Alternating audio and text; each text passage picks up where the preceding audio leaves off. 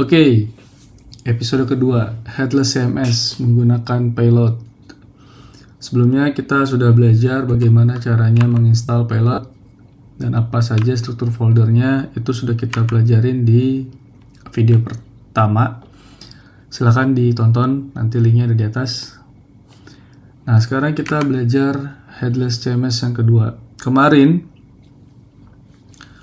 kita coba untuk panggil API-nya. Kita coba panggil API call-nya di Thunder, di Visual Studio Code. Cuman nggak bisa karena kita memang nggak ngasih autentikasinya ya. Nah, balik lagi di payload itu ketika API-nya tidak ada loginnya, tidak ada sessionnya, kita tidak kasih tokennya, maka dia tidak unauthorized. Itu bisa dilihat di mana, ada di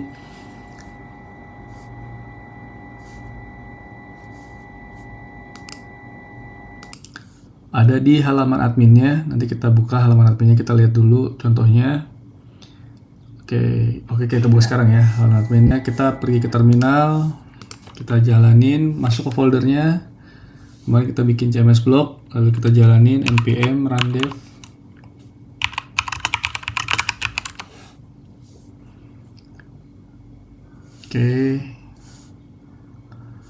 Oke, udah jalan ya, udah starting. Secara sistem udah starting, tinggal loading doang. Kita buka, ada di sini.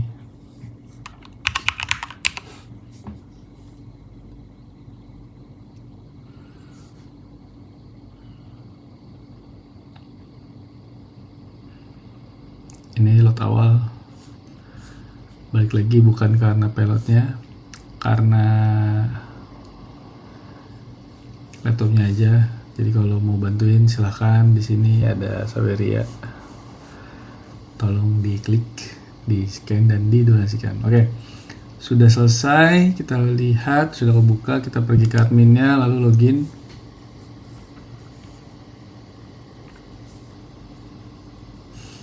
Ini kita belum rubah ya, payload bank template nanti kita rubah di bagian ini. Cuman episode ini kita mau fokus ke contoh API call buat nge-get datanya. Oke, ini kan tadi saya udah login ya. Jadi kita masuk ke halaman post, lalu kita pilih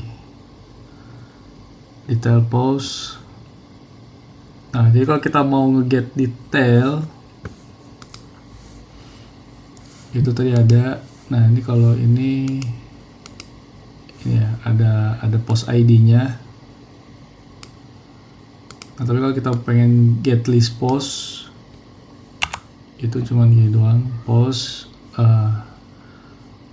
alamat API slug atau nama apa namanya collection. Kita cobain, nggak ada ya. Ini karena memang lagi salahin aja si passwordnya. Oke, kita lihat. Nah, ini. Jadi kalau kita masuk ke sini, lalu kita pilih API. Oh, sorry, kecil kayaknya ya. Oke, ini saya lanjutin. Tadi kayaknya kepotong screen-nya. Oke, jadi kalau kita pergi ke halaman post, lalu kita masuk ke detail artikel, kita bisa lihat API. Ini karena mobile version ya. Jadi kalau aslinya ada di pojok kanan, garis plus ini. Nah, ini ada API-nya. API, post, deep draft, dan lain-lain. Oke. Nah, ini respon kalau dia authenticated, tapi kalau dia tidak authenticated, ini you're not allowed to perform this action. Jadi kayak gini ya, you're not allowed to perform this action. Oke, itu singkatnya. Nah, sekarang kita pahamin dulu bagaimana caranya kita bisa authenticate. Nah, jadi kalau teman-teman pahamin, API call itu terjadi antara front end dan CMS. Di CMS ini ada sistem loginnya, ada API loginnya. Nah, di payload di bagian REST API itu juga udah dikasih tauin. REST API, buka aja pilotcms.com, di dokumentasinya bagian REST API itu ada cara bagaimana kita login. Nah, untuk login kita pakai API user collection. Nah, ini Slack ya, diganti Slacknya lalu slash login. Oke, kita cek dulu user collection kita Slacknya apa. Kita masuk ke Visual Studio Code, di collection users, ini Slacknya users ya, berarti kalau kita pakai teorinya user collection slash login. Saya pindahin dulu. Oke, jadi kalau di Thunder atau di Postman kita bikin request baru, alamat domain, API users, login. Nah, payloadnya apa? Apa yang harus dikirim? Ada di sini, kamu bisa klik. Lalu bisa saja di bodinya dia butuh email dan password.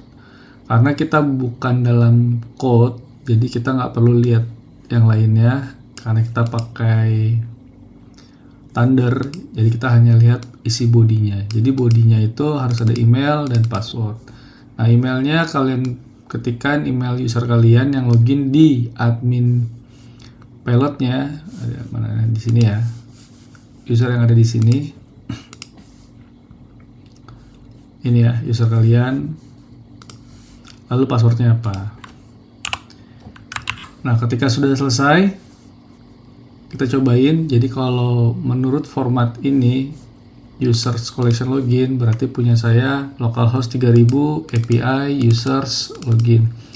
Users dari mana? Balik lagi, ini adalah Slack dari collection users, yaitu users. Oke, kita cobain loginnya, send. Oke, message-nya authentication pass berhasil, tokennya. Nah, tokennya yang kita ambil,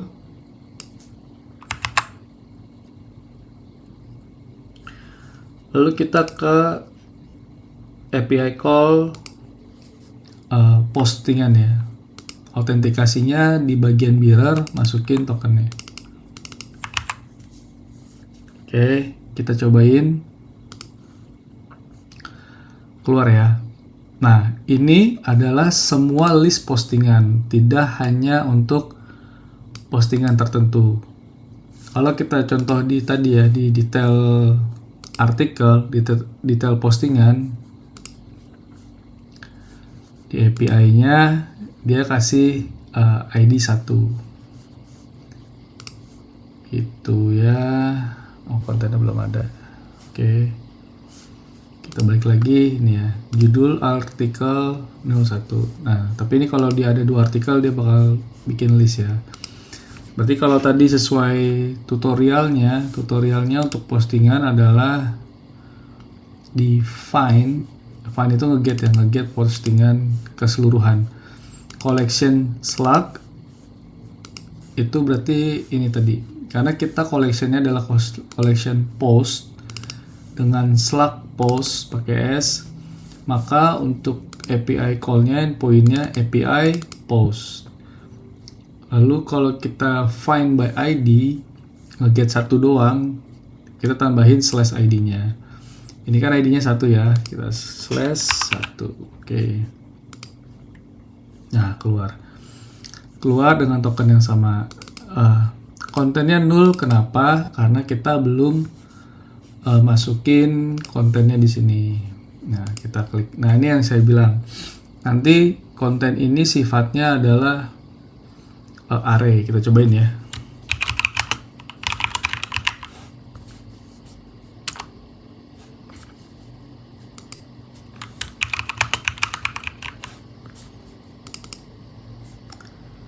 Pertamanya, yang kedua kita bold. Yang pertama kita underscore. Oke. Kita save. Update successfully. Nah, ini sebenarnya bisa di preview.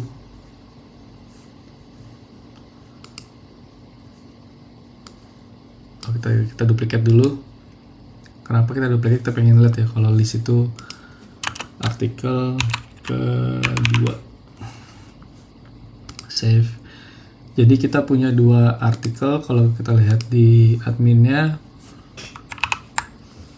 di sini kita punya artikel dan artikel kedua. Oke, kita balikin dulu ke API Postman-nya, API Thundernya, API call. Untuk postingan, karena kita tidak memberikan ID, harusnya dia balikin 2 sebagai konten. Ini ya. Judul artikel, kontennya kita dulu, nanti kita bahas kontennya. Judul artikel kedua. Nah, kita masukin misalnya yang kedua. Masukin ID-nya 2. Kita jalanin. Nah, oke, kita bahas bagian kontennya.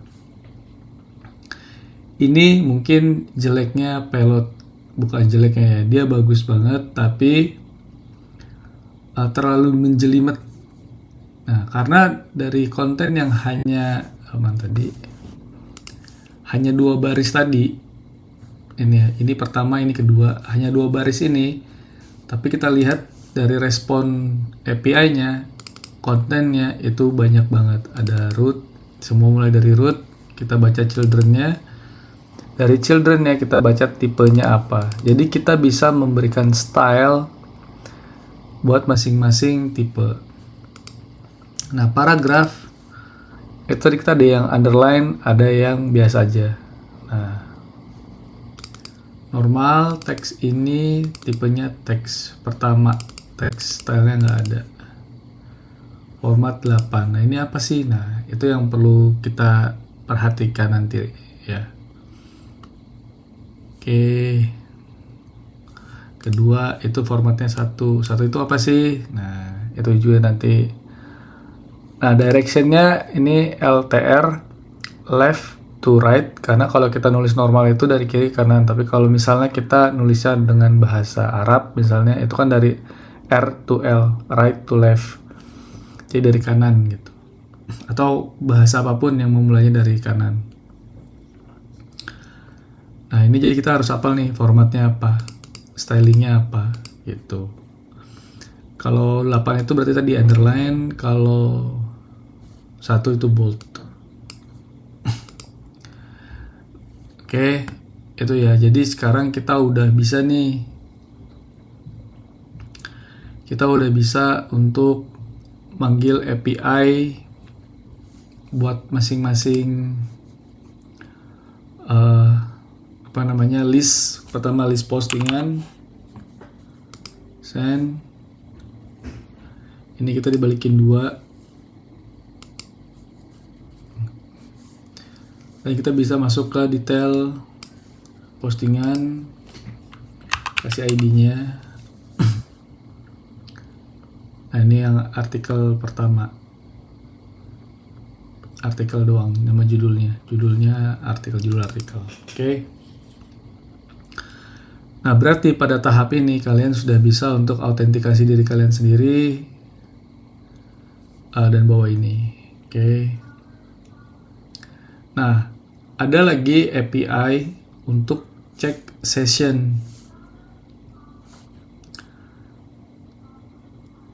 Untuk cek session itu misalnya kita udah punya token nih, token kita masih aktif atau enggak, atau tokennya benar atau enggak, itu kita bisa pakai verify user. Sama ke user collection, verify tokennya. Atau kita pengen detail ini, detailnya kita, detail user. Jadi kalau misalnya kamu pengen bikin halaman profile, itu kan perlu nge-get datanya dari user kan. Kita cobain ya. Nah, ini bukan post tapi users/me.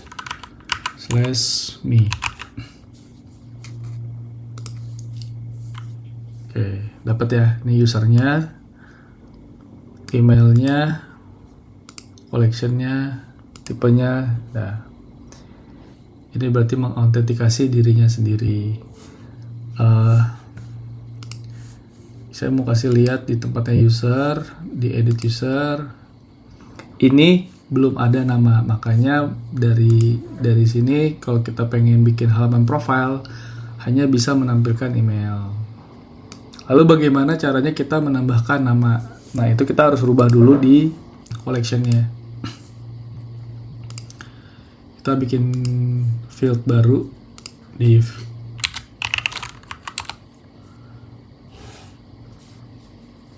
nah, ini nanti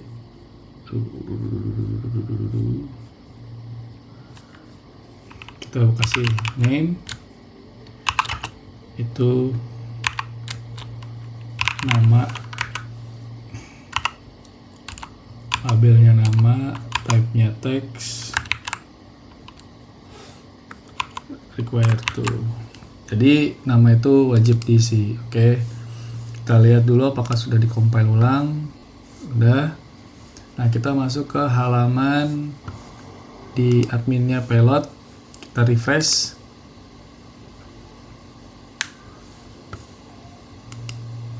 Baik lagi, bukan salahnya Pelot, salah komputernya aja. Jadi tolong donate Sawerianya. Oke, masih muter.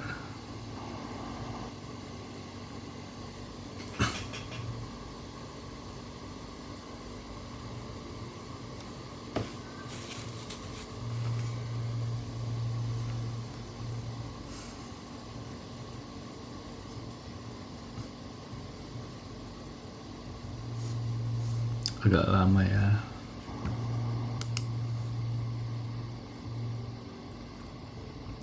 Kalau teman-teman masih ingat ketika proses ini dijalanin, sebenarnya dia lagi nge-query. Oh, sorry. Dia nungguin karena not null nama. Kan nama tadi kita bikin required kan. Dan dia tabel yang sudah jadi, kita tambahin field baru, itu sebenarnya dia merubah skema database-nya. Oke, kita yesin aja.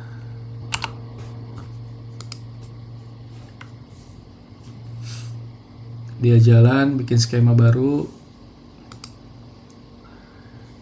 Nah, usernya di delete karena tadi kita bilang nama itu required. Nah, kita bikin lagi namanya di sini. Kotak kotak sampah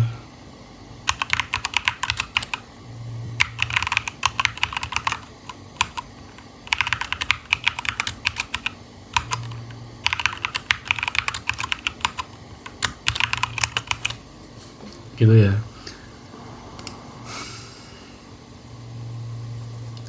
Kita ke user.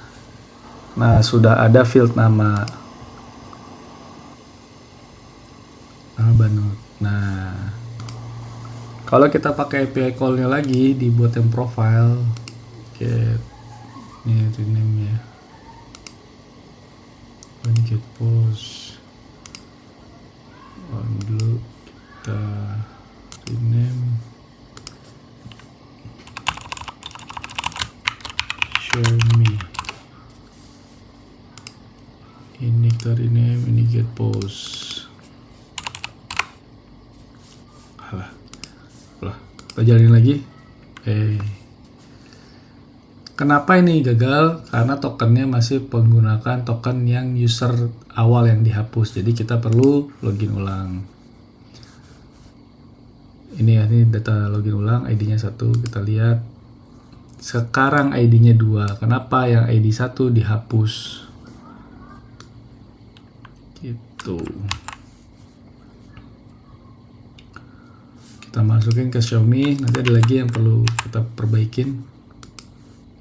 Dapat ya, ada field namanya di sini. Oke, jadi itu pembelajarannya adalah ketika kamu pengen bikin CMS dengan Pelot CMS, untuk field-field yang required, yang wajib ada, harus didesain sedini mungkin. Kalau kamu boleh cek video-video sebelumnya, video awal kita bikin CMS dengan filament, kita selalu mulai dengan ERD, Entity Relationship Diagram. Ini seharusnya juga seperti itu, kita harus bikin ERD-nya dulu. At least kita harus tahu di user itu ada field apa aja sih, di postingan ada field apa aja sih. Kalau enggak kayak gini, ketika ada penambahan field yang required, yang baru, yang tidak null, nah itu possibility-nya dihapus atau jadi error. Kita cek ya di PG admin, user 1 itu masih ada nggak sih gitu.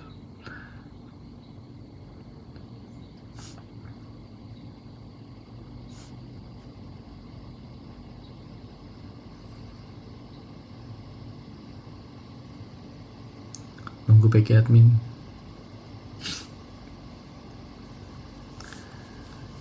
Oke, kita cek ke server lokal, database-nya, CMS block, ke tabel, user, view data, all rows.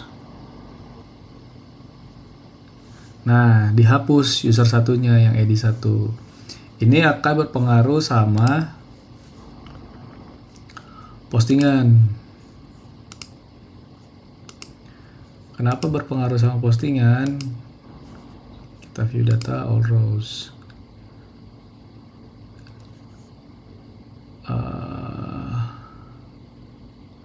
Panjang ya. Oh, di sini nggak dikasih lihat ya.